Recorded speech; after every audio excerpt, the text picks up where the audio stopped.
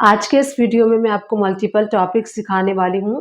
3 to 4 topics हम इस video में सीखने वाले हैं। सबसे पहला जो टॉपिक है वो है ट्रांसपोर्टर की अकाउंटिंग आप कैसे करेंगे टेलीप्राइम में। मान लीजिए आप अपने गुड्स को डिलीवर करने के लिए, बायर्स तक पहुँचाने के लिए 2-3 ट्रांसपोर्टर जो है उनकी सर्विस को लेते हैं, और जब मंथ के एंड में या फिर 15 डेज़ में जब भी आपके ट्रांसपोर्टर जो है आपको इनवॉइस रेज़ करते हैं, तो आप उसमें देखते होंगे कि कुछ ट्रांसपोर्टर जो हैं उसमें इनवॉइस पे जीएसटी अप्लाई नहीं होता है और कुछ के इनवॉइस पे अप्लाई होता है। तो क्या इसका रीज़न है? सबसे पहले उसको जान लेते हैं। देखिए, ट्रांसपोर्टर के पास 2 ऑप्शंस गवर्नमेंट ने दिया हुआ है, FCM forward charge mechanism and RCM reverse charge mechanism. अब रिवर्स ट्रांसपोर्टर जो है उसके ऊपर डिपेंड करता है कि वो एफसीएम लेना चाहता है या फिर आरसीएम लेना चाहता है। अगर किसी भी ट्रांसपोर्टर ने एफसीएम को ऑप्ट किया है तो वो उसके ऊपर टैक्स रेट अप्लाई कर सकता है। उसके ऊपर 2 टैक्स रेट होते हैं। 5% होता है जिसपे कि अगर वो 5% टैक्स रेट अप्लाई करता है तो वहाँ पे वो जो आईटीसी है वो नहीं ले सकता है। तो 5% without ITC and 12% with ITC. तो जो भी आप ट्रांसपोर्टर का इनवॉइस देखते होंगे उसके ऊपर टैक्स अप्लाई है, तो उस ट्रांसपोर्टर ने एफसीएम ऑप्ट किया हुआ है। गवर्नमेंट ने अब ये भी रूल जो है वो मैंडेटरी कर दिया है कि जो ट्रांसपोर्टर होते हैं वो अपने इनवॉइस के ऊपर डिक्लेरेशन देंगे कि उन्होंने एफसीएम ऑप्ट किया है फिर आरसीएम। तो आप इनवॉइस के ऊपर डिक्लेरेशन मेंशन होता है, उससे भी आपको पता चल जाएगा कि ट्रांसपोर्टर ने एफसीएम लिया है या फिर आरसीएम लिया है। अगर आपके ट्रांसपोर्टर ने आरसीएम ऑप्ट किया है, रिवर्स चार्ज मैकेनिज्म, तो वो अपने इनवॉइसेस के ऊपर टैक्स अप्लाई नहीं करते हैं। वो टैक्स आपको जब आप उनकी सर्विस लेते हैं तो आपको उसके बिहाफ पे टैक्स को सबमिट करना होता है गवर्नमेंट को, और बाद में आप टैक्स को क्लेम कर सकते हैं। और आगे भी मैं आपको वीडियो में बताने वाली हूँ कि अगर थ्रेशोल्ड लिमिट अगर क्रॉस होती है टीडीएस की, तो ट्रांसपोर्टर की सर्विस अगर आप लेते हैं तो अंडर सेक्शन 194C इसके ऊपर एप्लीकेबल होता है। और उसके अंडर में अगर इंडिविजुअल से लेते हैं और अंडर रजिस्टर से लेते हैं तो 1% है, और कोई कंपनी है फिर फर्म है तो वहाँ पे 2% आपको टीडीएस कैलकुलेट करना होता है। अगर थ्रेशोल्ड लिमिट है 30,000 सिंगल पेमेंट के लिए और पूरे ईयर के लिए 1 लाख रुपीज़ है, तो जो थ्रेशोल्ड लिमिट है क्रॉस होती है तो कैसे आपको टीडीएस बुक करना है ये भी हम इस वीडियो में देखने वाले हैं। तो चलिए इस वीडियो को स्टार्ट कर लेते हैं, और ये सारा प्रैक्टिकल में मैं आपको एंट्री करके बताऊंगी टेलीप्राइम में। टेलीप्राइम को ओपन कर लीजिए। गेटवे ऑफ टेली से हम वी प्रेस करेंगे and from the right hand side हमें जर्नल वाउचर को सेलेक्ट कर लेना है, क्योंकि इसकी एंट्री हम जर्नल वाउचर में करने वाले हैं। डेट आप चेंज कर लीजिए। अब यहाँ पे डेट को चेंज करने के बाद जो ट्रांसपोर्टर का जो भी आपने इनवॉइस रिसीव किया है अंडर आरसीएम विदाउट टैक्स वाला, तो उसके लिए जो एक्सपेंसेस होते हैं freight and forwarding charges at the rate 5%, इसका लेजर हमें क्रिएट करना है। और इसका लेजर कैसे क्रिएट करना है, यहीं से आप ऑल्ट सी प्रेस करेंगे तो इसका लेजर आप क्रिएट कर सकते हैं। कैसे आप क्रिएट करेंगे, तो यहाँ आप देख सकते हैं स्क्रीन पे इनडायरेक्ट एक्सपेंसेस के अंडर में, क्योंकि फ्रेट एंड फॉरवर्ड चार्जेस जो है वो आप सर्विसेज ले रहे हैं जो कि इनडायरेक्टली आपके बिजनेस के लिए एक्सपेंसेस के अंडर में आता है, इसीलिए इसका लेजर हम इनडायरेक्ट एक्सपेंसेस के क्रिएट करेंगे। मान लीजिए कि 40,000 का आपने इनवॉइस रिसीव किया है, तो 40,000 हम यहाँ पे कर देंगे डेबिट, और अगेन हम डेबिट करेंगे इसके ऊपर, यहीं पे हम बुक कर लेंगे टैक्सेस को। तो टैक्सेस को बुक करने के लिए सबसे पहले जो आपका ट्रांसपोर्टर है अगर वो लोकल एरिया का है तो आपको CGST 2.5% एंड SGST 2.5% बुक कर लेना है। अगर आप इंटर स्टेट से ले रहे हैं तो IGST 5% आप बुक कर लेंगे। तो यहाँ देखिए मैं इनपुट CGST 2.5% कर रही हूँ, तो यहाँ 40,000 का 5% आपको कैलकुलेट करना है। आप चाहें तो कैलकुलेटर में कर सकते हैं और चाहे तो टैली प्राइम में भी कैलकुलेटर आप ओपन कर सकते हैं। Ctrl+N प्रेस करेंगे आप तो नीचे ही कैलकुलेटर ओपन हो जाएगा और आप कैलकुलेट कर सकते हैं। तो 40,000 का 5% 2,000 होता है, तो 2.5% 1,000, 2.5% 1,000 आपको कर लेना है यहाँ पे। उसके बाद जिस भी पार्टी से आपने यह सर्विसेज लिया है ऑल्ट सी आप प्रेस कर लीजिए एंड उसका लेजर आपको क्रिएट करना है। जैसे हमने भाटिया ट्रांसपोर्टर से सर्विस ली है तो 40,000 हम कर देंगे भाटिया ट्रांसपोर्टर को क्रेडिट, और यहाँ पे टैक्स ऑन आरसीएम आपको करना है बुक, तो यहाँ पे टैक्स ऑन आरसीएम हो गया 2000, तो इसी में हमने आरसीएम भी बुक कर लिया है।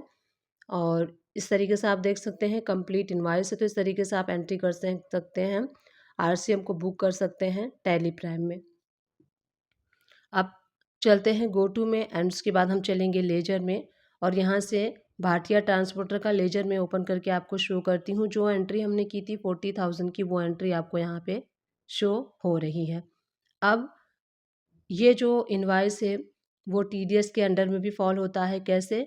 जो फ्रेट ट्रांसपोर्टर फ्रेट आप लेते हैं वो अंडर कॉन्ट्रैक्चुअल 194C सेक्शन में फॉल होती है टीडीएस के, और वहाँ पे 30,000 का सिंगल पेमेंट या फिर एग्रीगेट में 1 लाख का है, तो आपको यहाँ पे टीडीएस को डिडक्ट करना है। तो हमारा 40,000 का 30,000 की लिमिट क्रॉस हो चुकी है, तो यहीं पे हम टीडीएस को बुक कर लेंगे। जर्नल वाउचर में बुक करेंगे, भाटिया ट्रांसपोर्टर को हम डेबिट कर देंगे।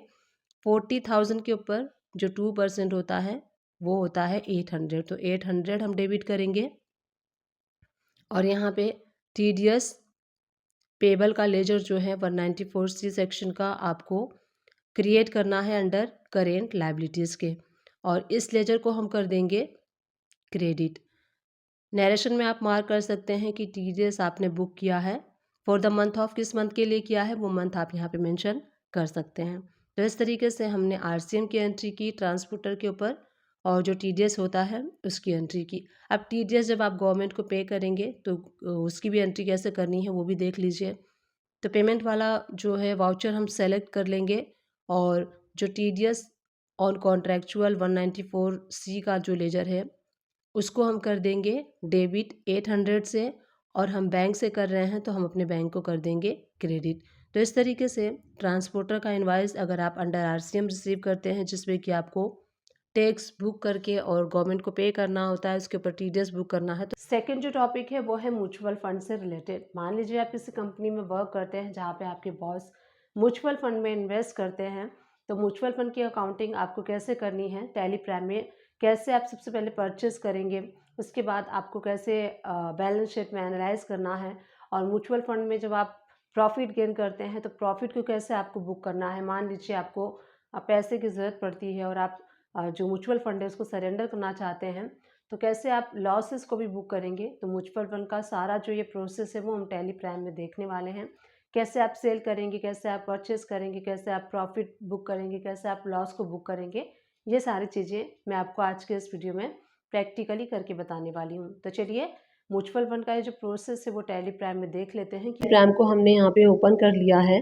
अब यहाँ से सबसे पहले म्यूचुअल फंड जब हम परचेस करते हैं तो उसकी एंट्री में सबसे पहले आपको बताऊंगी। जब कभी भी आप टैली प्राइम में परचेस करते हैं तो उसको हम रिकॉर्ड करते हैं परचेस वाउचर में, बट यहाँ पे जो हम म्यूचुअल फंड परचेस करने वाले हैं उसका हमें कोई इनवॉइस पर्टिकुलर नहीं मिलने वाला है। तो यहाँ पे हम सिंपली जब परचेस करेंगे तो परचेस मतलब हम पेमेंट करते हैं तभी हम म्यूचुअल फंड को परचेस कर सकते हैं, तो इसीलिए हम पेमेंट वाउचर में इसकी बुकिंग करेंगे। सबसे पहले डेट को चेंज कर लीजिए किस डेट में आप परचेस कर रहे हैं, और यहीं से हम ऑल्ट सी प्रेस करके, और म्यूचुअल फंड अगर आप चाहें तो म्यूचुअल फंड के नेम वाइज भी क्रिएट कर सकते हैं, अगर आप चाहें तो कॉमन क्रिएट करके, और जो ग्रुप है वो म्यूचुअल फंड का क्रिएट करके कर सकते हैं। मैं यहाँ पे क्रिएट कर रही हूँ फ्लेक्सी म्यूचुअल फंड, और जो ग्रुप रहेगा वो रहेगा इन्वेस्टमेंट, क्योंकि हम इन्वेस्टमेंट कर रहे हैं इसीलिए इसका ग्रुप इन्वेस्टमेंट रहेगा।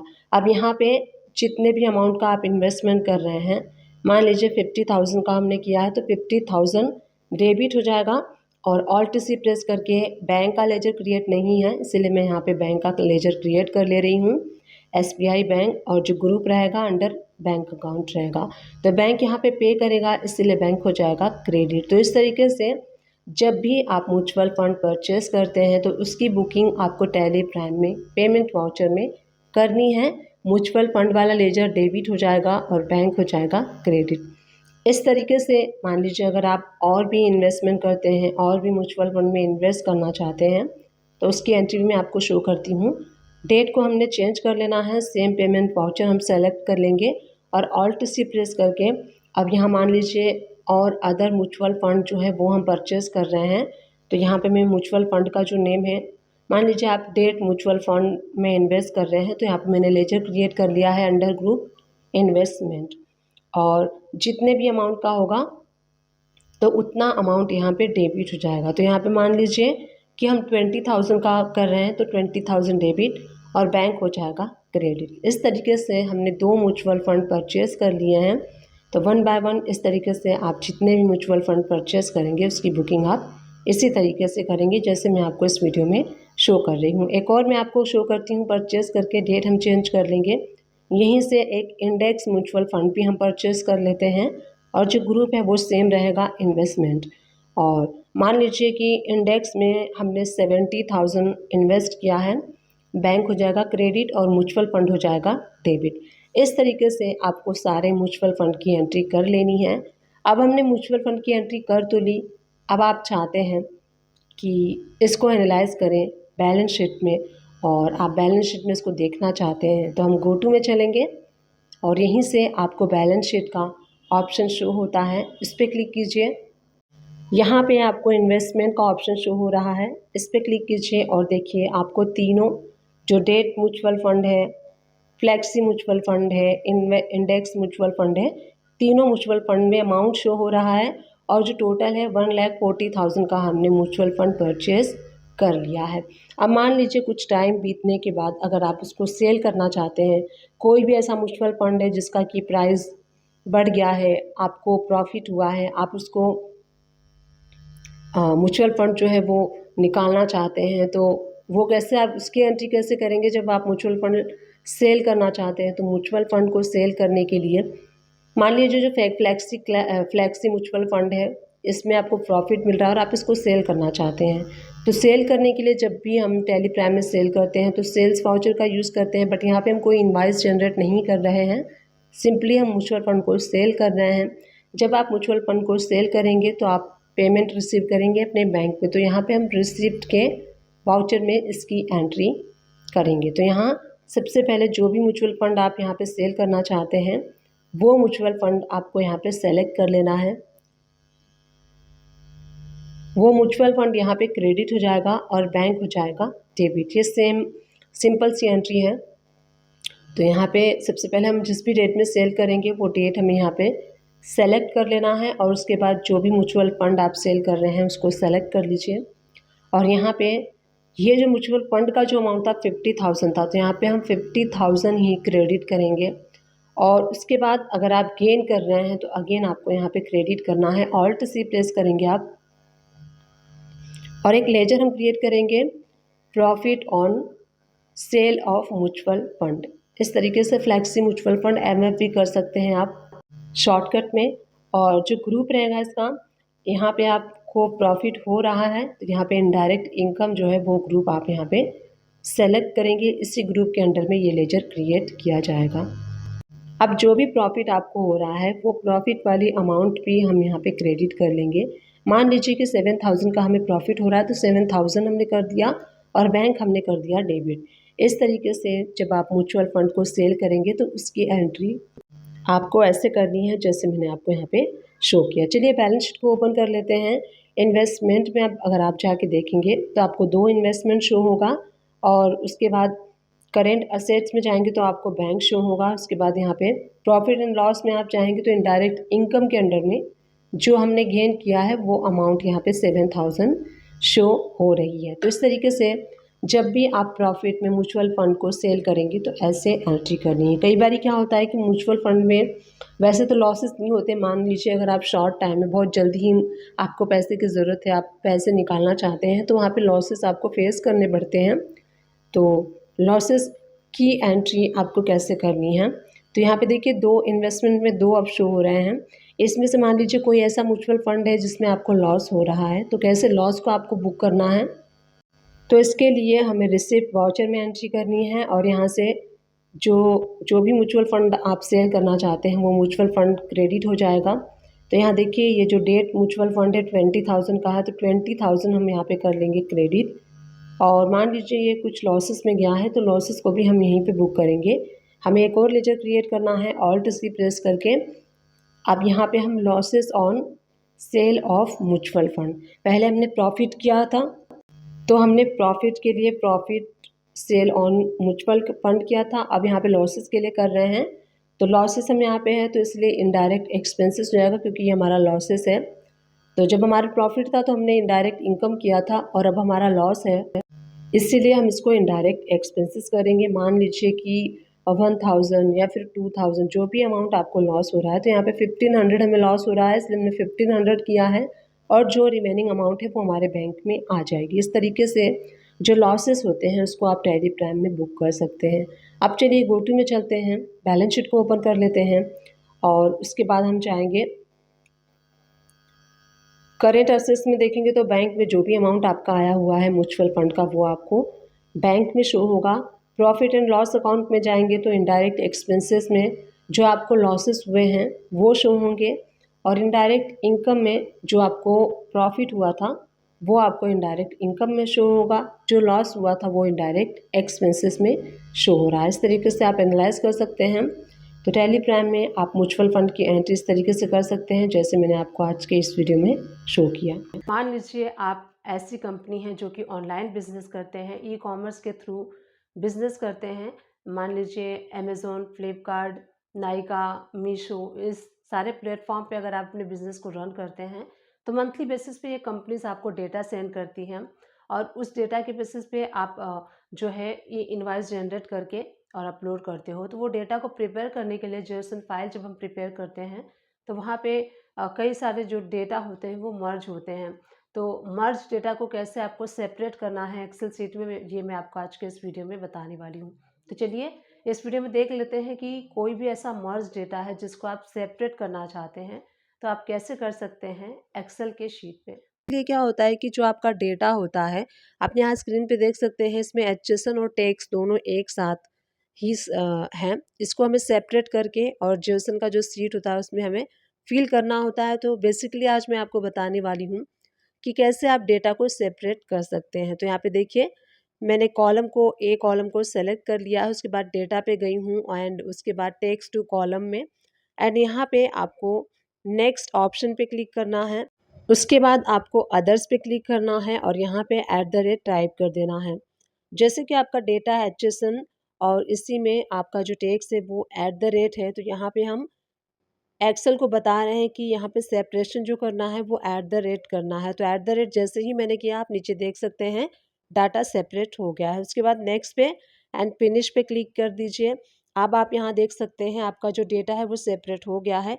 एक कॉलम में आपका एचएसएन और सेकेंड कॉलम में आपका जीएसटी रेट। तो इस तरीके से आप डेटा को सेपरेट कर सकते हैं। अगर कई सारी कंपनीज जो होती हैं वो मैन्युफैक्चरिंग कंपनी होती हैं, रॉ मटेरियल को परचेस करके लाते हैं, फिर उसको असेंबल करते हैं, असेंबल करने के बाद एक फिनिश गुड रेडी करते हैं एंड देन उसको सेल आउट करते हैं। तो ऐसी मैन्युफैक्चरिंग कंपनी जो कि रॉ मटेरियल को परचेस करके एक प्रोडक्ट रेडी करती है, तो उस केस में आपको बिल ऑफ मटेरियल जो है वो मेंटेन करना टैली प्राइम में ज़रूरी होता है।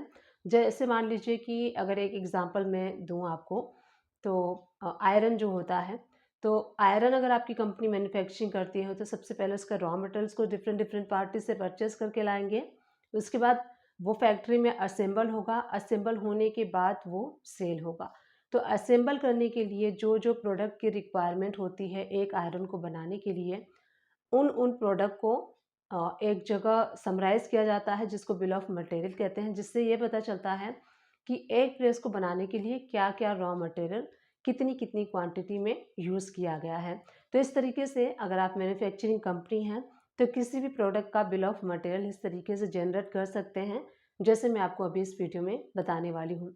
तो चलिए देख लेते हैं कि अगर आप बिल ऑफ मटेरियल बनाना चाहते हैं टैली प्राइम में तो आप कैसे बना सकते हैं एंड कैसे मैन्युफैक्चरिंग की एंट्री पास कर सकते हैं टैली प्राइम में। यहाँ पे हम प्रैक्टिकली देखने वाले हैं कि बिल ऑफ मटेरियल को आप कैसे सेट करेंगे टैली प्राइम में। तो यहाँ सबसे पहले हम क्रिएट पे जाएंगे, देन स्टॉक आइटम पे, और यहाँ पे सबसे पहले हम उस स्टॉक आइटम को क्रिएट कर लेंगे जिस स्टॉक आइटम का आपको यहाँ पे बिल ऑफ मटेरियल सेट करना है। तो मैं यहाँ पे सेट करने वाली हूँ इलेक्ट्रिकल आयरन का बिल ऑफ मटेरियल।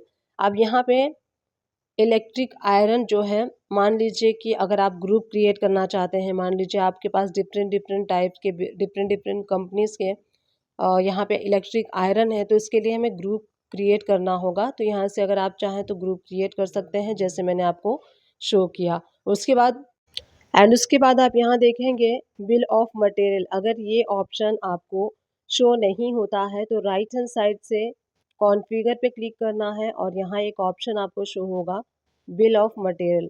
इस ऑप्शन को आप यस कर देंगे तो वो ऑप्शन इनेबल हो जाएगा और आप उस ऑप्शन को यूज़ कर सकते हैं। अब यहाँ देखिए जो बिल ऑफ मटेरियल है इस ऑप्शन को हम यस करेंगे। जैसे ही हम यस करेंगे तो यहाँ पे टैली हमसे पूछता है बिल ऑफ मटेरियल। तो यहाँ पे आपको बिल ऑफ मटेरियल का नेम देना होता है। तो यहाँ पे आप चाहें तो इस प्रोडक्ट का नाम टाइप कर सकते हैं या फिर आयरन कर सकते हैं। उसके बाद देखिए यूनिट ऑफ मैन्युफैक्चरर। तो यहाँ पे आप कितने यूनिट की मैन्युफैक्चरिंग करना चाहते हैं, 1 की करना चाहते हैं, 12 की करना चाहते हैं, 24 की करना चाहते हैं, तो यहाँ पे आप मेंशन कर सकते हैं। तो हम 1 पीसेस की करना चाहते हैं इसीलिए हम 1 करेंगे। और उसके बाद यहाँ नीचे आप देखेंगे तो सारे कंपोनेंट्स को, जो भी इलेक्ट्रिकल आयरन बनाने के लिए जिन भी कंपोनेंट्स की यूज़ होती है, जिन भी रॉ मटेरियल का यूज़ होता है, उन सारे रॉ मटेरियल को आपको 1 टू 1 यहाँ पे सेलेक्ट करते जाना है। अब यहाँ पे मेरे पास स्टॉक आइटम क्रिएट नहीं थे, इसीलिए ऑल्ट सी प्रेस करके यहाँ पे मैं अपने स्टॉक को क्रिएट कर लेती हूँ। तो सबसे पहले सोल प्लेट हम क्रिएट करेंगे और यहाँ पे ग्रुप अगर आप चाहें तो क्रिएट कर सकते हैं। मैंने क्रिएट किया है electrical iron raw material.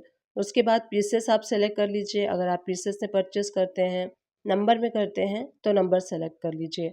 GST इसके ऊपर एप्लीकेबल होगा और यहाँ पे देखिए टैक्सेबिलिटी में टैक्सेबल करना है और 18% इसके ऊपर टैक्स रेट अप्लाई करते हुए आप चाहें तो गोडान भी सेलेक्ट कर सकते हैं अगर आपने मल्टीपल गोडान क्रिएट किया है। अब यहाँ देखिए 1 आयरन को बनाने के लिए 1 पीसेस यूज़ हो रहा है, इसीलिए हम 1 पीसेस करेंगे। ऑल्ट सी यहीं से प्रेस करेंगे और जो सेकंड प्रोडक्ट है उसका स्टॉक जो है वो क्रिएट करेंगे हैंडल। ग्रुप हम सेलेक्ट करेंगे इलेक्ट्रिकल आयरन रॉ मटेरियल का और जिसका एचएसएन कोड, टैक्सेबिलिटी और जो भी टैक्स रेट अप्लाई होता है इसके ऊपर वो सेट करते हुए इसको हम सेव कर लेंगे। उसके बाद जो हैंडल है मान लीजिए वो भी 1 पीसेस लगता है तो 1 पीसेस कर लेंगे और यहीं से ऑल्ट सी प्रेस करके अब नेक्स्ट हम केबल का लेजर क्रिएट करेंगे, स्टॉक लेजर। तो यहाँ पे मैंने केबल कर लिया है और जो हम ग्रुप सेलेक्ट करेंगे वो हम करेंगे इलेक्ट्रिकल आयरन रॉ मटेरियल। इसके ऊपर जीएसटी एप्लीकेबल होगा, एचएसएन कोड इसका, टैक्सेबिलिटी और जो भी टैक्स रेट अप्लाई होता है वो सेव कर लीजिए। अब इसमें केबल 1 पीसेस यूज़ होता है 1 आयरन में, इसलिए हम 1 पीसेस करेंगे और उसके बाद इसके ऊपर नेक्स्ट जो स्टॉक आइटम है ऑल्ट सी प्रेस करके क्रिएट करेंगे हार्डवेयर का। देखिए आयरन को बनाने के लिए उसमें हार्डवेयर यूज़ होते हैं तो हार्डवेयर स्क्रू जो होते हैं वो साइज़ वाइज होते हैं, तो आप साइज़ वाइज भी क्रिएट कर सकते हैं। अगर आप चाहें तो एक कॉमन भी क्रिएट कर सकते हैं। ग्रुप हम सेलेक्ट करेंगे सेम जो हमने रॉ मटेरियल आयरन का किया था। हार्डवेयर पे जो एचएसएन कोड है, टैक्सेबिलिटी में टैक्सेबल और जो भी टैक्स रेट अप्लाई होता है इस प्रोडक्ट पे उसको अप्लाई करके सेव कर लीजिए। अब यहाँ पे हार्डवेयर मान लीजिए 10 पीसेस यूज़ होता है, 20 पीसेस यूज़ होता है, तो उसके अकॉर्डिंग आप यहाँ पे एक आयरन में कितने हार्डवेयर यूज़ होते हैं वो आप कर सकते हैं। उसके बाद ऑल्ट सी प्रेस करेंगे हम और यहीं से नेक्स्ट प्रोडक्ट क्रिएट करेंगे इनर कार्टन। जो प्रेस है वो रेडी जब हो जाता है उसका एक छोटा सा डब्बा होता है जिसमें उनको पैक किया जाता है, उसको हम इनर कार्टन कहते हैं या फिर कार्टन भी आप कह सकते हैं। ग्रुप हम जो रॉ मटेरियल का हमने क्रिएट किया था उसी में रखेंगे। टैक्सेबिलिटी में टैक्सेबल और जो भी कार्टन का टैक्स रेट है वो अप्लाई करते हुए इसको हम सेव कर लेंगे। तो एक आयरन को पैक करने के लिए एक ही पीस यूज़ होता है इनर कार्टन, तो 1 ही पीस हम यहाँ पे करेंगे। उसके बाद यहाँ पे आउटर कार्टन आता है। मान लीजिए कि आप आउटर कार्टन यूज़ करते हैं और जैसे कि 12 की पैकिंग करते हैं तो एक बड़ा सा कार्टन होता है जिसमें हम 12 पीसेस आयरन रखते हैं। 6 पैकिंग होती है, 24 पीसेस की पैकिंग होती है, तो उसके अकॉर्डिंग आप आउटर कार्टन यहाँ पे यूज़ करेंगे। तो आउटर कार्टन का लेजर हम इसी तरीके से क्रिएट कर लेंगे और यहाँ पे आउटर कार्टन एक बड़ा होता है और यहाँ पे आप मैन्युफैक्चरिंग एंट्री 1 पीसेस की कर रहे हैं तो हम यहाँ पे डिवाइड करेंगे 1 डिवाइडेड, अगर 12 की है तो 12 कर लीजिए, 24 की पैकिंग है तो 24 कर लीजिए, 6 की पैकिंग है तो 6 कर लीजिए।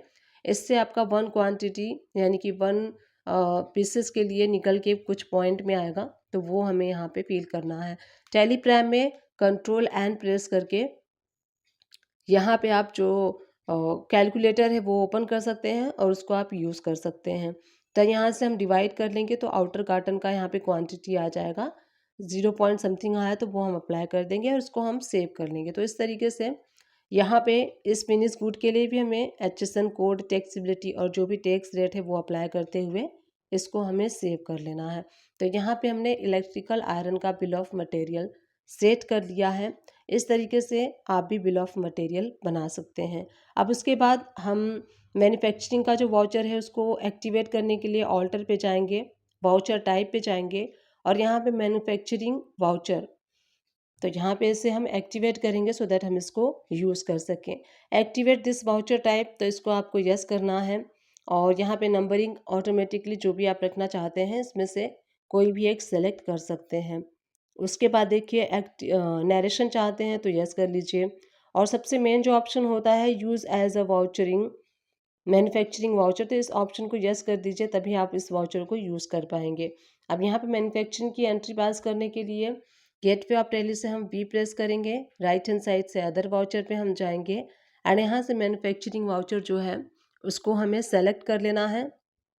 जिस भी डेट में आप मैन्युफैक्चरिंग की एंट्री कर रहे हैं वो डेट सेलेक्ट कर लीजिए और उसके बाद हमें यहाँ पे जो प्रोडक्ट है जिसका भी आप मैन्युफैक्चरिंग एंट्री पास करना चाहते हैं, तो हम यहाँ पे इलेक्ट्रिकल आयरन का करना चाहते हैं and quantity 100 pieces, 50 pieces, 20 pieces, जितने भी पीसेस की आप करना चाहते हैं आप कर सकते हैं। लेट सपोज हम 100 पीसेस की करना चाहते हैं। अब आप यहाँ देखेंगे जिस तरीके से आपने रॉ मटेरियल को सेट किया था, बिल ऑफ मटेरियल को सेट किया था, उसी तरीके से यहाँ पे कंपोनेंट्स जो हैं वो लेस होंगे। जैसे डिस्क्रिप्शन बॉक्स को आप चेकआउट कर सकते हैं, वहाँ आपको काफ़ी सारे वीडियोस के लिंक मिल जाएंगे। उन सारे वीडियो को आप वॉच करके अगर आप अपने अकाउंटिंग के वर्क को इम्प्रूव करना चाहते हैं तो आप इम्प्रूव कर सकते हैं। आप मेरे चैनल को सर्च भी कर सकते हैं, गूगल पे भी सर्च कर सकते हैं, यूट्यूब पे भी आप सर्च कर सकते हैं सुमन एजुकेशन हब। इस तरीके से जब आप सर्च करेंगे तो आपको मेरी सारी वीडियोस मिल जाएंगी। और अगर आपको कोई भी प्रॉब्लम होती है अकाउंटिंग से रिलेटेड तो आपको अपने प्रॉब्लम को टाइप करना है गूगल में या फिर यूट्यूब में एंड में बाय सुमन एजुकेशन हब कर देंगे। तो इससे क्या होगा, सबसे टॉप पे मेरी वीडियो आपको शो होगी एंड आपके प्रॉब्लम का सॉल्यूशन भी मिल जाएगा। अगर इस तरीके से भी आपको आपके प्रॉब्लम का सॉल्यूशन नहीं मिलता है तो आप मुझे कमेंट्स बॉक्स में कमेंट्स कर सकते हैं। डेफिनेटली मैं इसका रिप्लाई करने की कोशिश करूँगी एंड उसका सॉल्यूशन भी आपको प्रैक्टिकली वीडियो के थ्रू दूंगी। तो उम्मीद करती हूँ ये जो 3-4 टॉपिक्स मैंने आप लोग के साथ इस एक वीडियो में शेयर किया है वो सारे वीडियोस आपके लिए हेल्पफुल रहे होंगे। Thank you for watching, keep watching.